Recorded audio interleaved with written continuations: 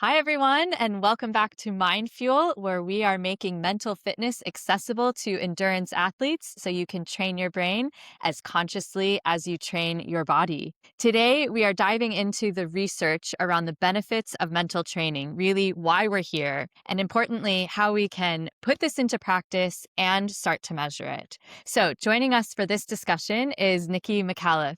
Welcome to Mindfuel, Niki. Hi to the Mindfuel audience and to you, Laura. I'm very happy to be here and yes, share some of the research that I've been doing recently. Fantastic. Thank you so much for that. Really excited to dive in.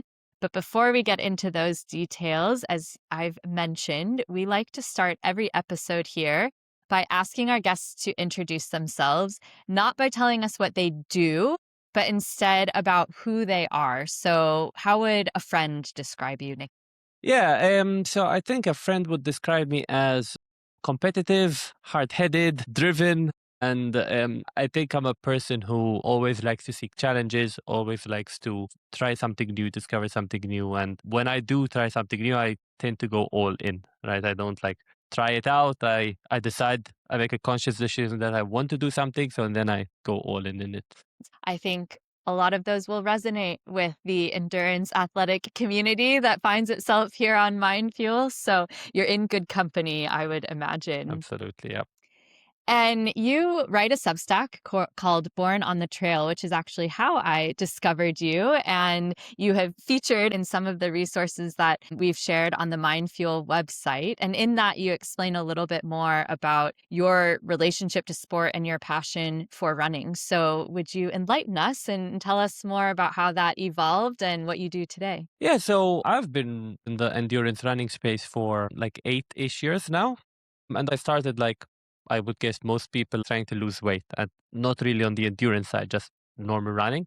But as I said, I'm 100% in something if I do it. So I very quickly went from running shorter distances to running longer distances. And as I said, one of the ways people will describe me is competitive. So I always try to see the competitive side of the sport also. Over time, after you listen to way too many podcasts and read way too many articles, especially because I was at some point a bit disappointed that some of the resources that I was looking at or following stopped publishing their content. And so I was like, okay, now I think it's time for me to get into the space, really understand and decide to kind of write about the topic of endurance performance. And the way I try to distinguish myself is that I start from a curiosity. So, for example, when you're running with friends on a trail, you might say, I don't know, but if I lose 5 kilos, what is the actual performance gain of that? Right. So I start from a question. Is there actually any negative or disadvantages to running these long ultra distances?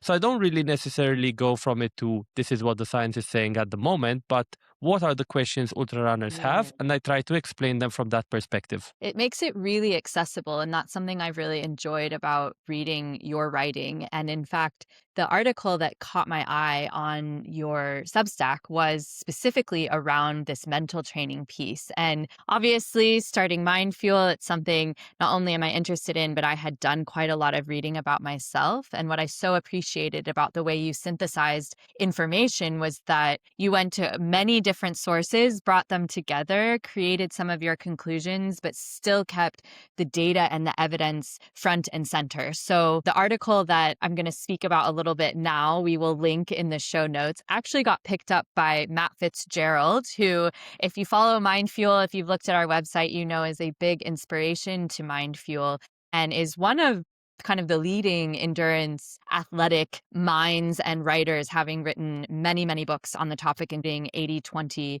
running. But diving into the mental training side, I think if I could summarize some of the takeaways from the article across different studies of endurance athletes, it seemed like physical performance results improved somewhere between kind of 3 and 8%. This was across many different studies, cycling, running, some controlled studies of triathletes as well. So anyway, that those performance results came after introducing some kind of mental strengthening, and that in some cases was quite subtle and minimal. And That's huge. I mean, a lot of us, especially Okay. at the height of our peak physical condition, will struggle to change our results by that percentage with more physical training. So, simply by adding the mental element, this is a huge edge. So, I'd like to spend some more time kind of talking to you about that. And before we get into the details of the studies that you looked at, how did you get interested in the effect of the mind on the body? What motivated you there? And how was it going out and trying to read and digest all of these different research publications? Yeah, so it started from a personal, maybe story or anecdote rather. So I have a history of doing what people would say are very mentally hard races. So like I've done backyard ultras a lot. However, I've yet to run my first 100-mile ultra mountain race, right? And actually in last year, so in the mid of 2024, I signed up for my first one, and I spent a lot of time doing physical training. So my long runs, my faster runs, anything, all the volume necessary. And then as soon as I got to the day before the race, I really like essentially panicked and I talked myself out of it, and I never actually really started the race because the end result was that the race had to start really early. I couldn't get to sleep, and I didn't want to start the race on what was essentially 30 hours of no sleep ahead of another 30 hours of running. Wise for your body to make that decision. Yes, but I would have started and dropped out because I think the end result was that I didn't even roll the dice. I didn't learn anything. Or let's say I learned less. And this is where the story started. So I'm like, okay, clearly there's something here. I did all the physical training, but there's a missing piece. So I went back and I started saying, okay, what is it? Like I knew it was mental, but we all say mental training, but what does that mean? No one really knows, or few people, let's say, really know what that means. And actually, where it started with is I identified kind of 5 categories of training. It's the physical training, it's the mental training, it's the nutrition side, it's the gear side, and it's the race specific stuff. Which is, so for example, if you're running at high altitude or in extreme heat. And what I started proposing, kind of one of my earlier articles, was you should make sure that at different points in your season or in your training cycle, you should focus deliberately on each one of those, or make sure that each one of those is topped up, because we might say, okay, I did my nutrition or I did my gear now, but 2 years later, maybe that slipped and it might actually cause a problem, right? Then I looked specifically at the mental one and I said, okay, but what does this mean, right? Like what I try to do is I try to Google ultra running mental training plan, nothing. And I was like, okay, but why is it that when we Google 50K, 100K, 100-mile training plan, there are books, there are resources, there are everything. So kind of it started from there. And I wanted to see, okay, but does this actually make us faster? Like, is there a tangible result in the end, or do we just think it makes us faster? And some of the studies point towards a potential improvement, which is the 3 to 8% that you mentioned. That is kind of the 1.5 year story of my involvement on the mental side. How did you ultimately dig and find these research studies? I think the studies are there, right? So, like, if you just go through places where you can find studies, so PubMed and ResearchGate and Google helps, AI helps to find stuff, the details are there. And I don't even know if this is going to be a fair criticism. I don't know if the research is strong enough to guide us enough. And why I say it's not a fair criticism, because it might be that it's just one of those things where gut feeling actually matters more than the best intervention, right? Like maybe for me, imagery will work better than something else. So I like the physiological side where we can maybe very clearly say, a long run provides you with these adaptations. From the mental side, I don't know if it's that easy. So yeah, I think with some curiosity and a lot of like willingness to read and reread and reread, I think the information is there. Interesting. I think you're right around the being. I mean, I think physical training is also personal, but perhaps there is a little bit more of a foundation for us to be sure about what physiologically changes for us when we do certain training sessions. But the mental side being a bit more personal, and even within a certain season or a couple of years of our lives, different approaches may lend itself more to better results than others. And that's one of the reasons I think I've been passionate about building Mindfuel around a little bit more of a self-service model and kind of coming and taking what you need in the moment, because probably no one else can tell us what's going through our minds. We have to be able to identify that.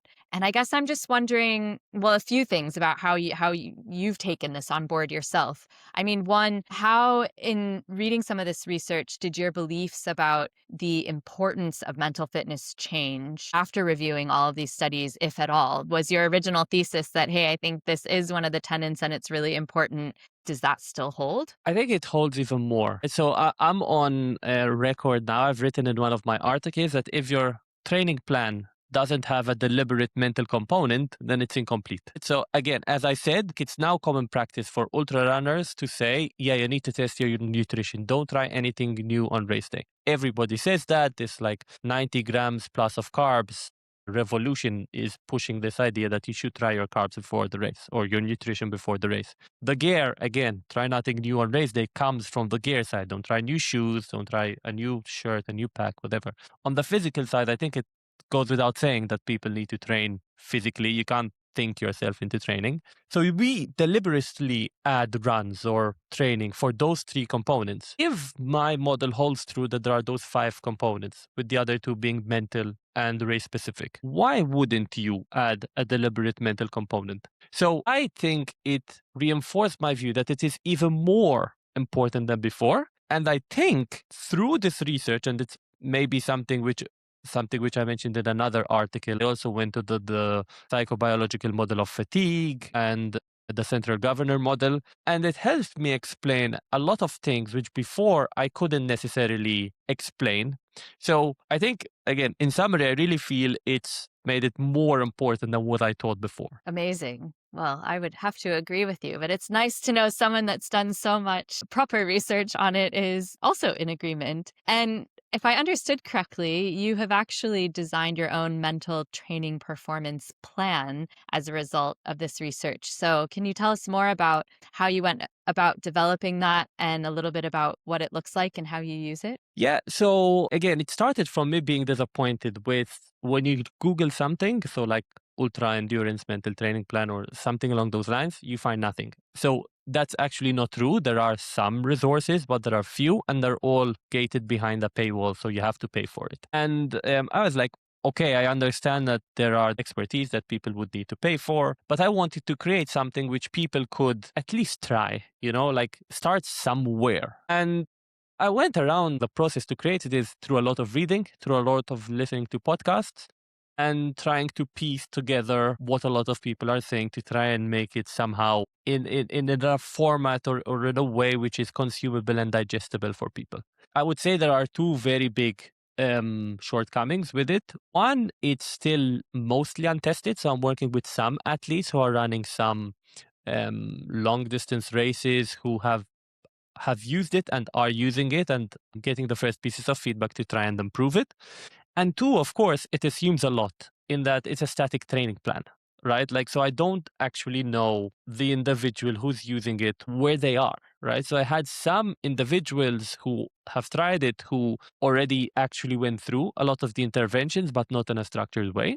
So Okay. they're already ahead. And other people that when I mentioned to them, hey, what's your mental training plan like? They were like, what do you mean by that? I don't even understand what you're talking about. And again, so it's still kind of a bit early for me to say kind of how it performs, but the initial feedback is that there is some benefits to the people who follow it. It's still being built, but initial results look good. Very cool. We'd love to see it. If you're open to sharing, we'll link it through Mindfuel. But can you expand a little bit on what some of those benefits are? And are you measuring them as scientifically as you can, or is it more anecdotal or a combination? So one of the reasons I think why the mental side is more or typically forgotten is because it is very hard to measure and it's very hard to say that it was the mental intervention that helped you. So for example, if you go and run your next race and you PR, whatever that race is, it's a marathon, 100-mile, whatever,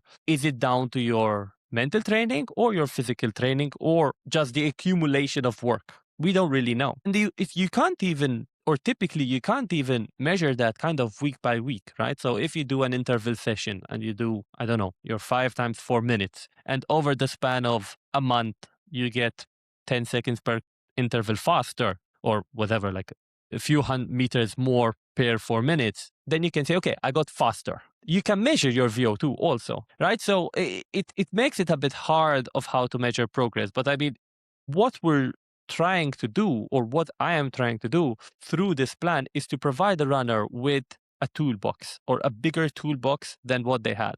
So for example, if you're feeling down, so like you're in a bad moment, right? What should you do? Is there a technique? Can you use dissociative focus? Can you use associative focus? Right? Do you maybe need to, going into an aid station, do you maybe need to take 3 minutes to do a body scan to make Mm, sure that you actually, you know what, you're getting cold, you should wear your gloves in the aid station.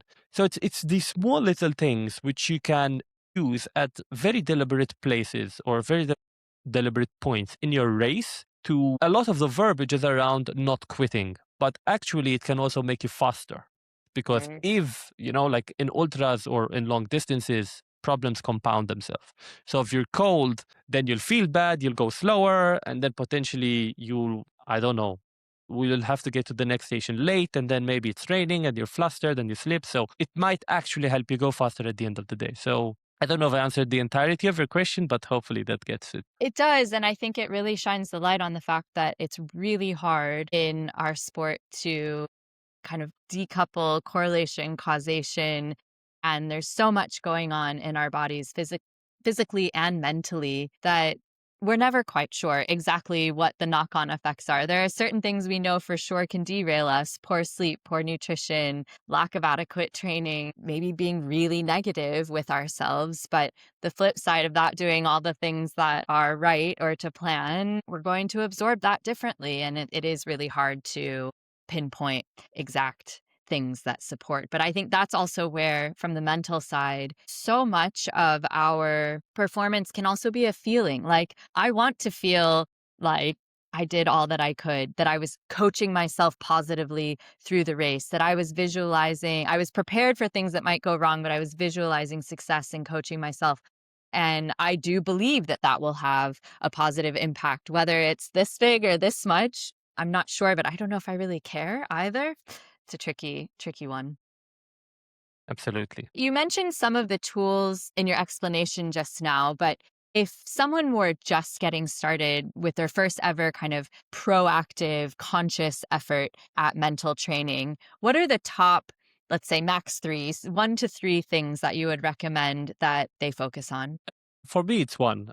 You have to come up or be very clear with your why, right? So for me, it's going to get hard in training, in the race. It's going to get hard, and if you don't know why you do it, what is the thing which is drawing you towards going through this tough moment, then you're gonna fold, right?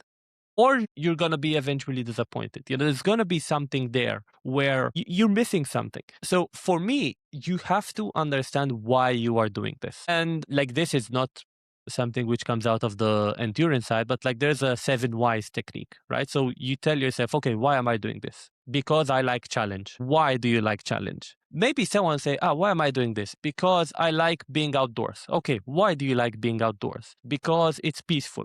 Why do you feel that you need to be peaceful, to de-stress? And you keep going down until you find your core why. That will and then permeate in the rest of the interventions. So for example, if you go to visualization, many people can understand what we mean by visualization, right? So, and when you tell people to visualize the race, they will always visualize the nice parts. So either the finish line or the top of a mountain when they're feeling good. But when it's negative, what are you going to turn to? You're going Right. to turn to your why. Yes. So it all comes down to that one thing, that I know why I'm doing this. I'm committed to doing this, and I want to make sure to see this through, because I know that when I see this through, there's value in that. I mean, nothing valuable is easy. That's And right. this is essentially what we're trying to get to. Absolutely. Very wise words. What's your why, Nikki? I think I'm a person who really, really, really likes competition and challenge more with myself, right? So I always need to jump from one difficult thing to the next difficult thing, and I don't know if I'm a completionist. Kind of, I've heard kind of this mentioned in different places, like a completionist is one, or an addictive personality. But like, for me, I will not stop doing ultras until I completed. What does completed mean? I don't know. But that's the challenge I have at the moment. The finish line's always moving. The finish line's always moving, but I know that there will be a time where I say, you know what, I did what I wanted to do here, and I'm not returning back. For some people, like they might be returning to a race for multiple years, and then they'll know that they're done. So for me, this is the current challenge. I won't let this ultra running thing go until I complete it. And for me, the challenge of completing it, the competition I have with myself to complete it, is what keeps driving me forward. What's the next challenge you have scheduled? Recovering from injury, ironically. One of the biggest challenges for many of us, I think, patience. Yes, that's probably as someone who likes challenge and who wants to constantly push, patience is one of the things which is I'm struggling to find at the moment. Crossing fingers for you for Yeah, 2026. thank you. Niki, this has been such a great conversation. If you could leave us with one final thought on mental training, what would it be? I think just to not discard it, right? Like if you haven't experienced it, just try it out. Like you might want to use a professional, so a professional can help you here. You might want to start from the reader's eye build. Maybe that's even too much. Maybe it's just trying to understand what it is and trying to see what is available and then go from there and think small. Right. So maybe the way I wrote the plan in terms of 8 weeks or 12 weeks is too much for you. Maybe all you need is some motivational videos on YouTube, which you watch just before your hard workouts. And that might be your start. And then over the span of a few weeks, a few months, always try to do a little bit more. But start by looking into it and then build on from there. Step by step. Don't forget your mental training. Mindfuel is here for you. Niki, if people want to learn more and read your Substack, how can they find that and get in touch with you? Yeah, it's Born on the Trail on Substacks. I also recently started a bit of a podcast series also aimed at endurance athletes. I named the podcast Going Longer because the idea is that I want to accompany people on their long runs. So, yeah, if you want to listen to more in depth conversations with athletes, practitioners, scientists, it's on YouTube, also Born on the Trail. So, thankfully, I have the name down. Fantastic. Well done snagging that across all platforms.